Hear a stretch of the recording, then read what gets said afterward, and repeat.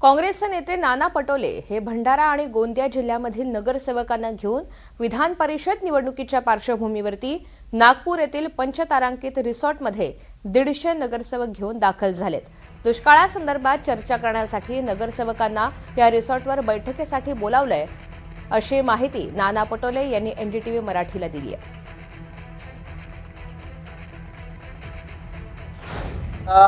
मुंबईला काही भाजपचे नगरसेवक गेले आहेत। काँग्रेसचे नगरसेवक नाना पटोले यांच्या प्रमुख उपस्थितीमध्ये मार्गदर्शनामध्ये इथं पाहुणचार घेत आहेत आणि नाना पटोले माझ्यासोबत आहे। साहेब, तुम्हाला काय तुमचे काही उमेदवार जे आहेत ते बिनविरोध झाले, त्यामुळे काही नगरसेवक वगैरे ठेवण्याची संधी तुम्हाला मिळाली नाही, त्यामुळे 2 ठिकाणी तुम्हाला संधी आहे की तुमचे उमेदवार सुरक्षित ठेवावे, मतदार सुरक्षित ठेवावे। आता काही धोका होऊ नये म्हणून तुम्ही इथं आलात।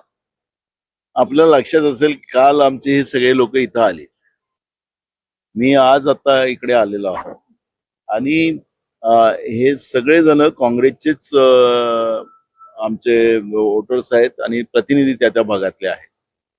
आम्हाला भीती असती तर आम्ही 8 दिवसाच्या पहिले जसं भाजपवाल्यांनी घेऊन पाहिले त्यांचे लोक, तसं आम्ही घेऊन गेलो असतो। आमच्या जवळ सगळ्या आमचे जे वोटर्स आहेत त्यांच्याजवळ मोबाईल आपल्याला पाहायला मिळेल। तुम्ही त्यांच्या खेमेत जा, त्यांचे मोबाईल हिसकून टाकले। इथं मोठे मोठे ते बॉडीगार्ड लावले, पहलवान, पोलीस वेगळी लावली, त्यांना त्यांच्या लोकांची भीती किती असेल ते तुम्हाला पाहायला मिळेल।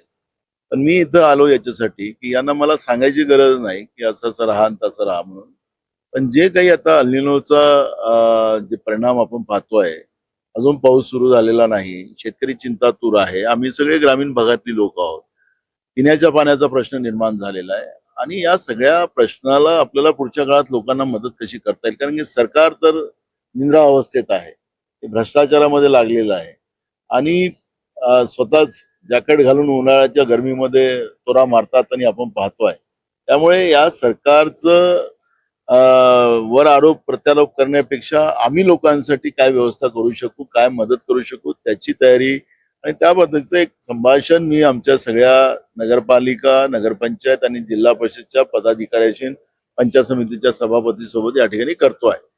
नगरसेवक जे आहेत इथे नगरसेवक आणण्यात आलेले आहे आणि कुठलाही धोका होऊ नये यासाठी नाना पटोले स्वतः इथे लक्ष ठेवून आहे। काँग्रेसचे जे उमेदवार होते विधान परिषदेचे, ते उमेदवार ऐनवेळी त्यांनी माघार घेतली। अमरावतीचे जे अधिकृत उमेदवार आहे विश्वजित देशमुख, ते तर हॉस्पिटलमध्ये ऍडमिट झाले, त्यामुळे आता कुठल्याही पद्धतीनं धोका नको म्हणून काँग्रेसनं गोंदिया आणि भंडारा जिल्ह्यातले जे उमेदवार नगरसेवक मतदार नगरसेवक जे आहे त्या मतदारांना या सुराबर्डी मिडोज या आलिशान रिसॉर्ट मध्ये सध्या आणलाय, त्यामुळे थेट इथूनच ते मतदानाला जातील अशी शक्यता आहे। प्रवीण मुधोळकर, एनडीटीव्ही मराठी, नागपूर।